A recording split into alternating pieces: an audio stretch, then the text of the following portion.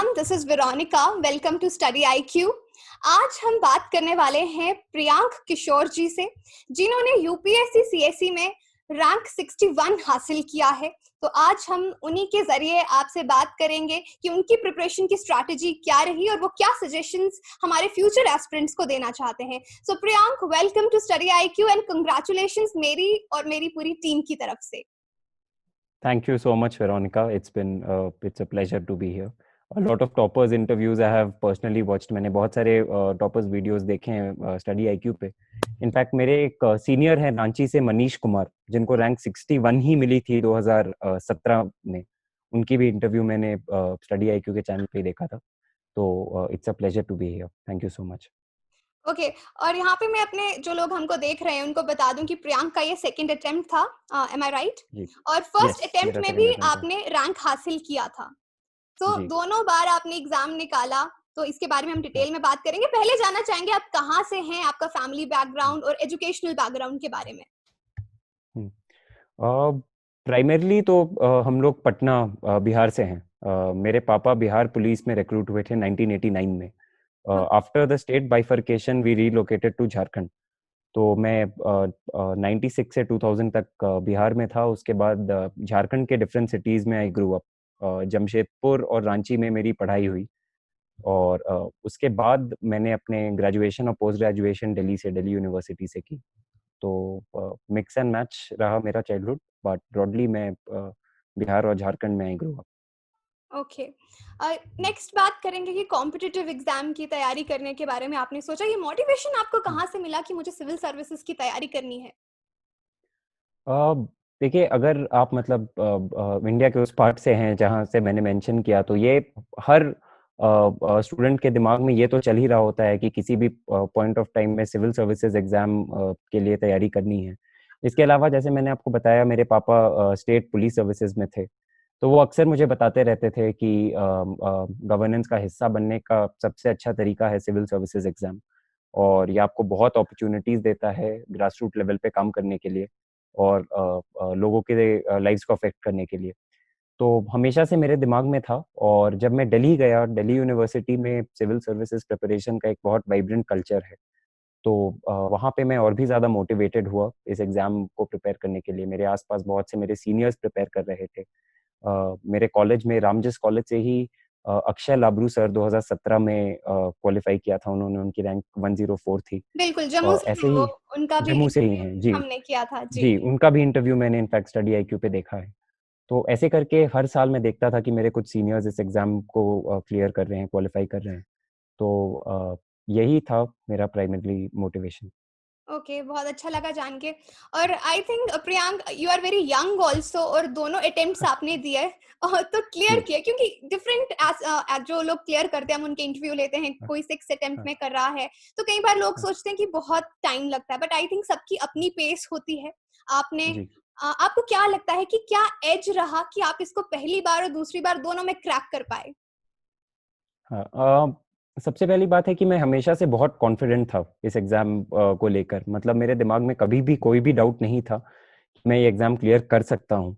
First attempt पे भी अब तो सोच के थोड़ा सा इन हाइंडसाइट ह्यूमरस लगता है, बट जब मैंने तैयारी शुरू की थी 2017 के जुलाई में, तब एक ऑनलाइन टेस्ट सीरीज में मुझे अपना कुछ फिक्शनल नाम लिखना था। मैंने प्रिपरेशन फर्स्ट अटेम्प्ट के 1 साल पहले ही अपना फिक्शनल नाम रखा था लीथल। लीथल मतलब dangerous. I was always confident कि मैं ये एग्जाम क्लियर कर सकता हूँ। सबसे नंबर वो है। और सेकेंडली, मैं बहुत डेडिकेटेड और फोकस था। आई वुडंट से मैं बहुत ज्यादा हार्ड वर्किंग था, क्योंकि हार्ड वर्क तो अब डिफरेंशिएटिंग फैक्टर नहीं रहा इस एग्जाम में, सभी हार्ड वर्क करते हैं, बट मैं बहुत डेडिकेटेड था और मैं बहुत फोकस्ड होके प्रिपरेशन करता था। इसके अलावा I would say something that kept me in good state was that मेरी फाउंडेशन काफी अच्छी थी। आई थिंक जो फर्स्ट अटेम्प्ट में मैंने जो जनरल स्टडीज की प्रिपरेशन की थी, वो बहुत मैंने बहुत मेहनत किया था, उसमें बहुत टाइम लगाया था। सारे बेसिक्स को अच्छे से पढ़ा था, नोट्स बनाए थे सारे बेसिक्स के, और फिर उसी पे मैंने मतलब थोड़ा सा बिल्ड अपॉन किया। मतलब सेकंड अटेम्प्ट में भी जब मैंने दिया, मैं बताऊंगा डिटेल में कि सेकंड अटेम्प्ट में मैंने क्या डिफरेंट किया, बट मैंने बेसिक्स में बहुत टाइम लगाया था जब मैं फर्स्ट टाइम प्रिपरेशन कर रहा था, जिसके वजह से मेरे आई थिंक दोनों बार हर स्टेजेस क्लियर हुए। बिल्कुल। प्रियांक, हम डिटेल में तो स्ट्रैटेजी पे बात करेंगे, लेकिन उससे पहले एक जी क्वेश्चन मैं जी। शूट करती हूँ आप पे, क्योंकि आपने ऑलरेडी क्लियर किया था, तो आई थिंक आप ट्रेनिंग में थे। ट्रेनिंग में जी। रहते हुए आपने सेकंड अटेम्प्ट दिया, तो ये टाइम मैनेज कैसे किया आपने? हाँ, देखिए ये क्वेश्चन मेरे लिए बहुत ज़्यादा रेलेवेंट नहीं होता है, क्योंकि मैं ट्रेनिंग में जब आया दिसंबर 2019 में, तब मैं सेकंड अटेम्प्ट का मेंस ऑलरेडी लिख चुका था। ओके। और मैंने ट्रेनिंग में रह के बस इंटरव्यू की तैयारी की थी। ओके। और आई थिंक बहुत सारे लोग ऐसा करते हैं कि एक अटेम्प्ट में सेलेक्ट होके सेकंड अटेम्प्ट में जाने से पहले मेंस दे देते हैं। मैंने फाउंडेशन कोर्स से एग्जामिशन लिया था और मैं मेंस देकर ही दिसंबर में मैंने ट्रेनिंग ज्वाइन की थी। तो इंटरव्यू की प्रिपरेशन मैंने ट्रेनिंग में रह के यहाँ पे एकेडमी में की थी। और उससे ज़्यादा फायदा ही होता है, क्योंकि बहुत सारे लोग आपके साथ इंटरव्यू की तैयारी कर रहे होते हैं। तो टाइम का मेरे को बहुत ज़्यादा मुझे मुश्किल नहीं हुआ ट्रेनिंग में। ओके, तो चलिए फिर हम जी स्ट्रैटेजी पे ही बात करते हैं, प्रीलिम्स, हम्म, मेंस और हम्म, इंटरव्यू की। प्रीलिम्स से हम्म, शुरुआत करते हैं कि किस तरह से उसकी जी तैयारी आपने की, आपकी क्या स्ट्रैटेजी हम्म, रही? हम्म। तो देखिए, जब मैं सबको कहता हूँ, जो भी मुझसे पूछता है कि अगर आप फर्स्ट अटेम्प्ट दे रहे हैं तो आपके लिए सबसे इम्पोर्टेंट स्टेज क्या है, बाय अ हुँ, मार्जिन आपके लिए सबसे इम्पोर्टेंट प्रीलिम्स है। बिल्कुल। क्योंकि अगर आप प्रीलिम्स क्लियर नहीं करते हैं फर्स्ट अटेम्प्ट में, तो आप थोड़े से डीमोटिवेटेड हो जाते हैं। आप सबसे इम्पोर्टेंट है कि आप पढ़ाई के साइकिल से निकल जाते हैं। हुँ, अगर आप प्रीलिम्स मेंस देते रहते हैं तो आप मतलब कॉन्स्टेंटली पढ़ाई करते रहते हैं और वैल्यू एडिशन होता रहता है। तो इसलिए बहुत इंपॉर्टेंट है कि अगर आप फर्स्ट अटेम्प्ट दे रहे हैं तो प्रीलिम्स पे बहुत इंपॉर्टेंटली फोकस करें। तो देखिए, दो तरीके से किया जा सकता है। एक तो अगर आप कोचिंग ले रहे हैं तो वहां पे जो आपको जनरल स्टडीज पढ़ाया जा रहा है, आप वापस आके उसको, उन नोट्स को, कोचिंग नोट्स को और रिफाइन करें, आप उनको रिवाइज करें। लेकिन अगर आप कोचिंग नहीं ले रहे हैं, जो कि मेरे टाइप के कैंडिडेट्स ने जिन्होंने कोचिंग नहीं लिया कभी, हुँ, हुँ, उनके लिए ये बहुत इंपॉर्टेंट हो जाता है कि आप प्रिपरेशन को अलाइन रखने के लिए कोई टेस्ट सीरीज लें। हुँ, बहुत सारे लोग ये गलती करते हैं कि वो टेस्ट सीरीज, अगर स्पेशली ये मैं फर्स्ट अटेम्प्टर के लिए बात कर रहा हूँ, जी, वो टेस्ट सीरीज सीधे मार्केट से जाके खरीदते हैं और उसके बाद उसको सॉल्व करते हैं। हुँ, बट अगर आप फर्स्ट टाइम एग्जाम दे रहे हैं तो आपको स्ट्रिक्टली एक अच्छा टेस्ट सीरीज सब्सक्राइब करना चाहिए पैसे लगाकर, बिल्कुल, और उसके शेड्यूल के अकॉर्डिंग पढ़ाई करनी चाहिए। और आपको हर वीक फॉर ओवर 8-10 मंथ्स आपको टेस्ट हमेशा देते रहना चाहिए, अपने स्कोर्स को कॉन्स्टेंटली मॉनिटर करना चाहिए।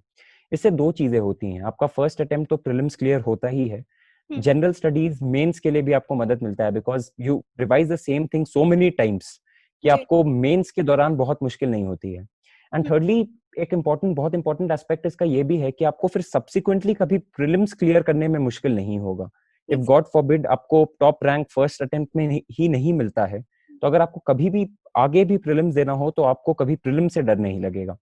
तो मैं ये कहूंगा कि फर्स्ट अटेम्प्ट में आप एक टेस्ट सीरीज सब्सक्राइब करें। मैंने इनसाइट्स की टेस्ट सीरीज को फर्स्ट अटेम्प्ट में सब्सक्राइब किया था, एंड रिलीजियसली उसे फॉलो करके मैं अपने टेस्ट स्कोर को ट्रैक करता था।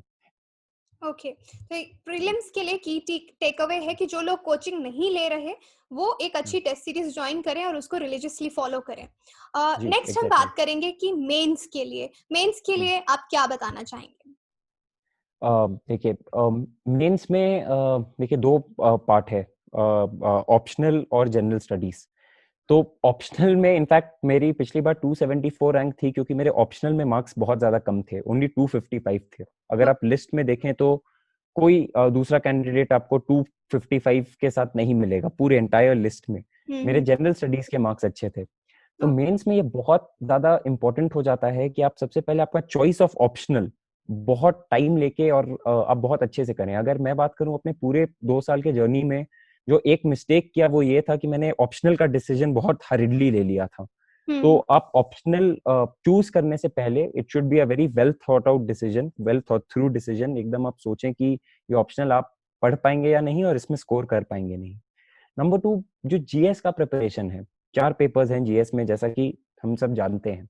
जी, तो अगर हम ब्रॉडली देखें, अगर आपने प्रीलिम्स का प्रिपरेशन अपने सही से किया है पहले से, तो हुँ, आपको जीएस 1, 2, 3 आपको सेपरेटली बहुत ज्यादा प्रिपेयर करने की जरूरत नहीं है, हुँ, प्रोवाइडेड आपने प्रीलिम्स की तैयारी अच्छे से की हो।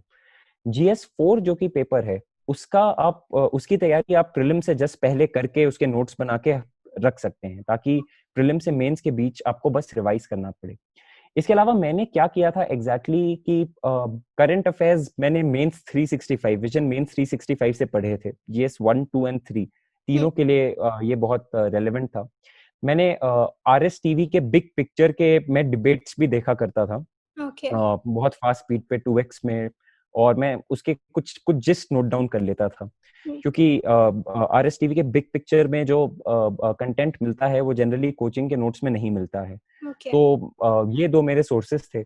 इसके अलावा एक चीज मैंने किया था कि पेपर 1, पेपर 2 एंड पेपर 3 के लिए सिलेबस में जितने भी वर्ड्स अपीयर कर रहे हैं, कम्युनलिज्म, सेक्युलरिज्म, रीजनलिज्म, ट्रांसपेरेंसी, जो भी वर्ड हैं, प्रोबिटी, गवर्नेंस, एडमिनिस्ट्रेशन, इन सारे वर्ड्स का मैंने कुछ अच्छे वेबसाइट से इन सबका डेफिनेशन ले लिया था।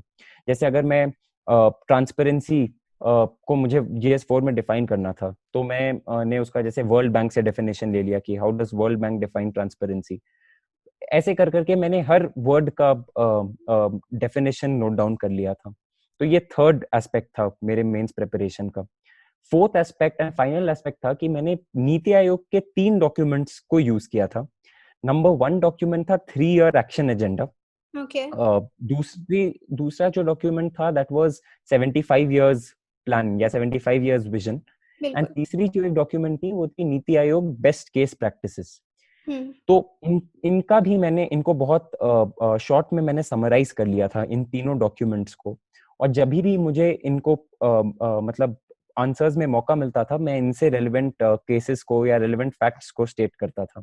तो ओके। ये 4 पिलर्स थे मेरे मेंस के प्रिपरेशन के। नंबर 1 वाज विजन मेंस 365, बिल्कुल। Number 2 was big picture videos of last 6 months, hmm. Number 3 was definitions of all keywords appearing in the syllabus, and finally the last one, like I said, was the 3 documents of Niti Aayog. नीति So this आयोग। was my GS preparation. Yes. Okay. बहुत ही अच्छे से बताया। तो जहाँ पे आपने मेंशन किया था ऑप्शनल के बारे में, तो फर्स्ट टाइम आपने Yes. ऑप्शनल चेंज किया, सेकंड टाइम में? नहीं, ऑप्शनल तो चेंज करने का टाइम ही नहीं मिलता है। ये एक प्रॉब्लम है जो एस्पिरेंट्स अक्सर फेस करते हैं। मैं एकेडमी में भी बहुत लोगों को से मिला हूँ, सबने मुझे यही कहा कि once you take it's like a marriage, मतलब once you take an optional you have to stick with it for at least 3-4 years, and by the time you realize it's not working, it's too late.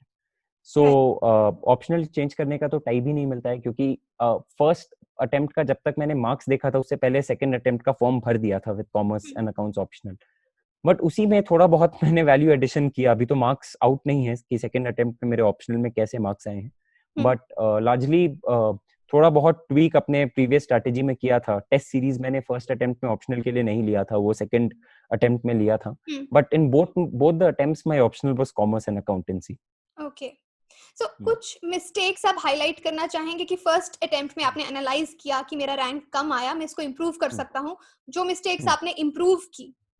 देखिए, broadly तो अगर मैं बोलूं, मेरे GS में पिछली बार 431 marks थे, जो कि पिछले साल के हिसाब से they were very good I think. Essay में मेरे 129 थे which was again above average, and interview में मेरे 179 थे which was again good. Optional was the weak link which I had clearly identified. जैसे ही मैंने अपनी मार्कशीट देखी तो मुझे एकदम ग्लेयरिंग गेपिंग होल दिखा कि ऑप्शनल में you can improve. And about from 274 to 61 was about 40-45 marks which I needed. So मुझे तो सबसे पहले ये समझ में आया कि optional without scoring about 285 290 in optional you can't make it into the top 70।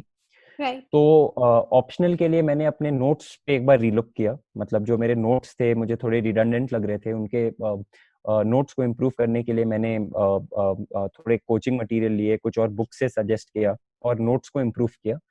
उसके अलावा क्योंकि कॉमर्स एंड अकाउंटेंसी एक प्रैक्टिस वाला ऑप्शनल है, तो मैंने न्यूमेरिकल्स भी सेकंड अटेम्प्ट में काफी ज्यादा प्रैक्टिस किया। और फाइनली टेस्ट सीरीज मैंने लिया और बहुत रिलीजियसली मैं टेस्ट भी लिखता था, अपने मार्क्स को अगेन वहां पे भी ट्रैक करता था। तो ये डिफरेंस तो मैंने अपने ऑप्शनल में किया। और जनरल स्टडीज में मेरी ये स्ट्रैटेजी थी कि एटलीस्ट मेरे मार्क्स को मुझे कम नहीं होने देना है, बिकॉज आई न्यू कि it is not general studies where I can improve a lot. I always knew it's easier to score more marks in optional. तो जनरल स्टडीज में मैंने एकदम सेम स्ट्रैटेजी रखी। इनफैक्ट मैंने अपने नोट्स को भी कुछ अपडेट नहीं किया। फर्स्ट अटेम्प्ट में these notes had worked for me, same notes I stuck with in the second attempt. और टेस्ट मैंने विजन आईएएस के का mains test series first attempt में दिया था, सेम टेस्ट सीरीज मैंने सेकंड अटेम्प्ट में भी दिया। तो मेरा स्ट्रैटेजी वही था, यही सेम था जीएस में कि कुछ डैमेज कंट्रोल, कि कुछ भी कम नहीं होना चाहिए। और ऐसे में भी मुझे लगा कि there is scope for some improvement, because I realise कि 129 से मैं थोड़ा ज्यादा स्कोर कर सकता हूँ एटलीस्ट। तो मैंने कुछ ज्यादा एसेज लिखे सेकंड वाले अटेम्प्ट में, और ऐसे लिखने के अलावा मैंने बहुत सारे एसेज के बारे में मतलब एक जनरल फ्रेमवर्क में दिमाग में सोचता था, पेपर में रफली लिखता था कि अगर ये ऐसे आएगा तो मैं ऐसे स्टार्ट करूंगा, ये बॉडी रहेगा और ऐसे मैं कंक्लूड करूंगा। तो अगर मैं फर्स्ट अटेम्प्ट से सेकंड अटेम्प्ट में मेजर डिफरेंस के बारे में बताऊं आपको, तो it has to be optional where in I put in maximum effort. But अभी तक मार्क्स डिक्लेयर्ड नहीं है, तो I don't know what worked and what didn't work. मैं अभी बस ये कहना चाह रहा हूँ कि मैंने क्या चेंज किया दो बिटवीन द टू अटेम्प्ट्स। जी। उसके बाद इंटरव्यू का जो स्टेज है, दोनों बार आपने इंटरव्यू फेस किया है, तो वो एक्सपीरियंस आप बताइए कि आपका इंटरव्यू का एक्सपीरियंस जो है वो कैसा रहा? तो फर्स्ट टाइम मेरे बेनिफिट में ये बात थी कि जहां भी मैंने मॉक इंटरव्यू दिया, सबने मुझे बहुत अच्छी फीडबैक दी मॉक में। And one thing that kept me motivated and highly confident was that I was told कि अगर young candidates को generally UPSC it doesn't penalize you if you don't make major mistakes। अगर आप कोई blunder नहीं करते हैं इंटरव्यू में तो आपको ठीक ठीक मार्क्स मिलते हैं इंटरव्यू में, अगर आप काफी यंग हैं। तो I was 22 when I was facing the interview the first time. तो this I had in my mind, मेरे दिमाग में ये था कि गलती नहीं करनी है, कुछ कॉन्फिडेंट रहना है और मतलब मुझे प्रिपरेशन करना है। और कॉन्फिडेंस आई थिंक मैं दोनों अटेम्प्ट्स में, मैं इंटरव्यू से पहले बहुत कॉन्फिडेंट था। फर्स्ट इंटरव्यू में तो Veronica I must have lost about 10 kgs of weight just before the interview, because मतलब बहुत सेडेंटरी लाइफस्टाइल लीड करते हुए I had gained a lot of weight during the 1 year of preparation. तो interview से पहले मैंने अपने मतलब फिजिक पे बहुत ध्यान दिया, बहुत मैं जॉग वगैरह करता था, कॉन्फिडेंस पे बहुत ध्यान दिया। और उसके अलावा I didn't study much for the interview. मतलब मैंने मॉक इंटरव्यूज काफी सारे दिए, मैंने अपने डैफ के अराउंड कुछ इंफॉर्मेशन, कुछ फैक्ट्स प्रिपेयर कर लिए, और मैंने दोनों इंटरव्यूज में काफी मैं कॉन्फिडेंस इंप्रूव करने के लिए मैं काफी फिजिकल एक्टिविटीज में इन्वॉल्व रहा। और दोनों इंटरव्यूज का नेचर बहुत अलग था। फर्स्ट इंटरव्यू बहुत फैक्चुअल इंटरव्यू था, सेकंड इंटरव्यू ब्रॉडली बहुत analytical and personality based questions थे। तो बट दोनों इंटरव्यू में I think just before the interview I was extremely confident before both the interviews, which I think would have worked in my favour. Okay. यहाँ पे आपने mention किया डैफ के बारे में। एस्पिरेंट्स को बता दूं, डिटेल्ड एप्लीकेशन फॉर्म इसको कहा जाता है, जो कि भरा जाता है। उसको फिल अप करने के लिए कोई सजेशंस आपकी, जो आपको लगता है कि क्या मेंशन करना चाहिए, क्या नहीं करना चाहिए? देखिए, एकदम बहुत क्योंकि मैंने फर्स्ट 2 ही इंटरव्यूज दिए हैं और 2 ही बार मैंने एग्जाम दिया है। तो मेरा कॉन्सेप्ट डैफ के बारे में बहुत क्लियर है। वो ये है कि अगर आप किसी भी चीज में इंटरेस्टेड हैं और आपने उसमें सच में अगर पार्टिसिपेट किया है, तो आपको बिना डरे उसे अपने डैफ में मेंशन करना चाहिए। अगर आपने कुछ नहीं किया है और तभी भी आप मेंशन कर रहे हैं, तो ये आपके अगेंस्ट जाएगा, जरूर जाएगा। बट जैसे बहुत सारे लोग ना बहुत डैफ के बारे में बहुत थ्योरीज देते हैं कि रीडिंग नहीं लिखना चाहिए, what if they ask me about this book, that book.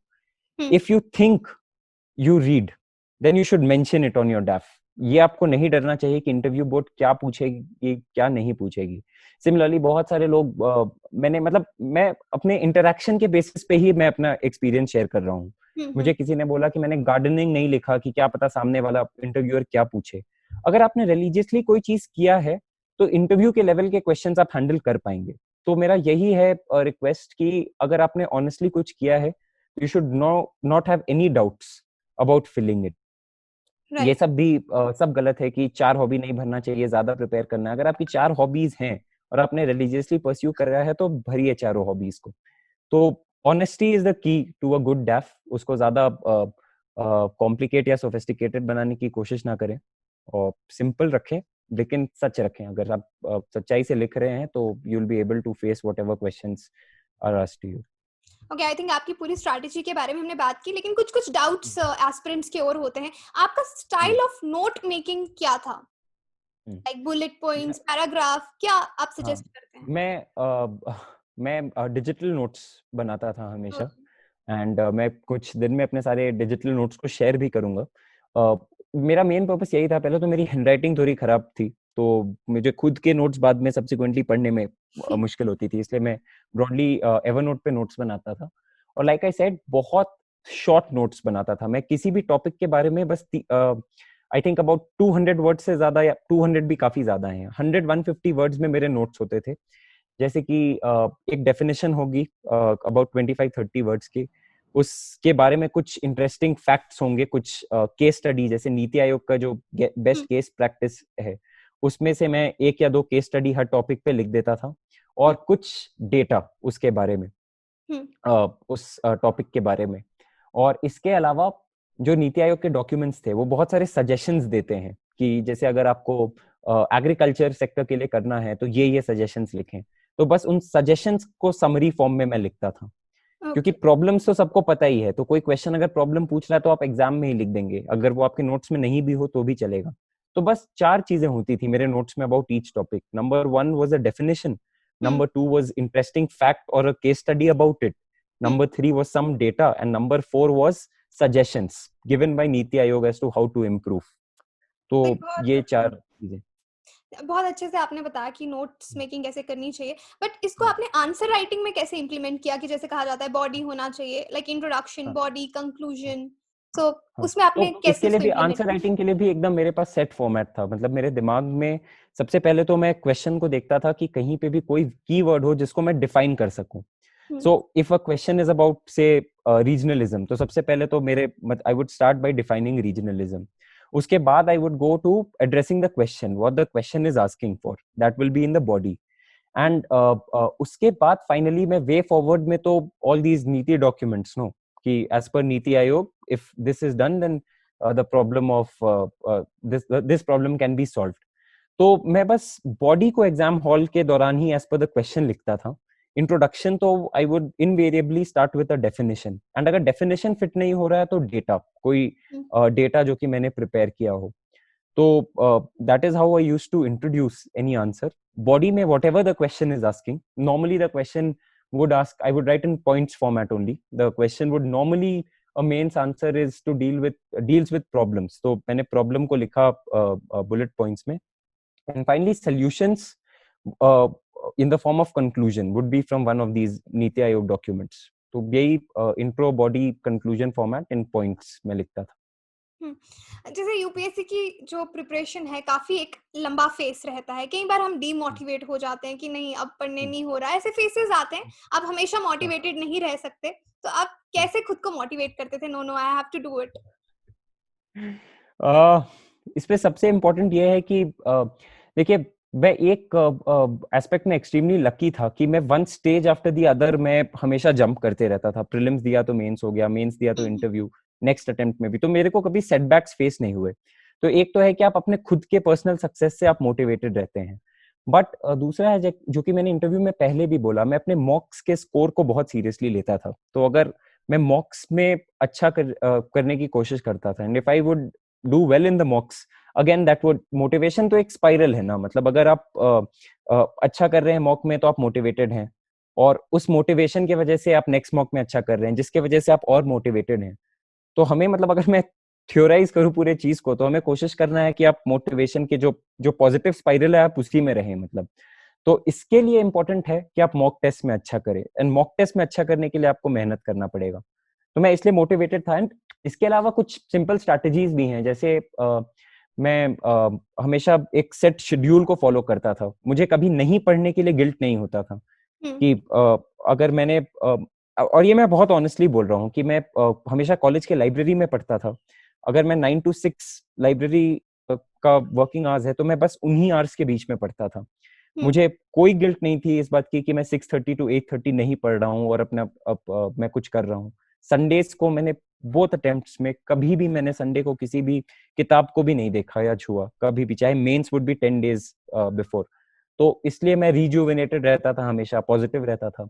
2-3 particular techniques हैं जो कि आप कर सकते हैं। एक ये है कि अगर आप पढ़ रहे हैं तो आप लाइब्रेरी में जाके पढ़ें। जी। उसका रीजन ये है कि अब घर पे ही एक ही चीज करना बहुत मोनोटोनस है। अगर आप लाइब्रेरी जा रहे हैं तो मैं अपने आप को, मतलब I used to fool my mind into believing that I have a job and every day I have to go to the job from 9 to 6 and my job was to study. तो इसलिए मेरा दिमाग भी हमेशा motivated रहता था on days when I used to be extremely demotivated। तो एक पोमो टेक्निक है, 20 मिनट्स आप पढ़ सकते हैं, 10 मिनट्स फिर ब्रेक लीजिए। तो मैं बहुत डीमोटिवेटेड जब होता था तब भी मैं कोशिश करता था कैसे पोमो के 8-10 सेट्स पढ़ लूं, अबाउट 200 मिनट्स पढ़ लूं, 3 घंटे 3.5 घंटे, ताकि मैं एटलीस्ट दिन मेरा वेस्ट ना हो। तो यही करके बहुत hardly there would have been a day जबकि मैं डीमोटिवेशन की वजह से मैंने पढ़ाई नहीं की। तो यही है, मतलब बहुत इंपॉर्टेंट है कि आप पॉजिटिवली मोटिवेटेड रहें through out the preparation. Okay, बहुत अच्छे से आपने अपनी पूरी जर्नी जो है वो हमको बताई। So I think this is a good platform if you want to say thanks और you want to give the credit. जैसे फैमिली का सपोर्ट होता है, फ्रेंड्स का सपोर्ट होता है, so if you want to say few words about that.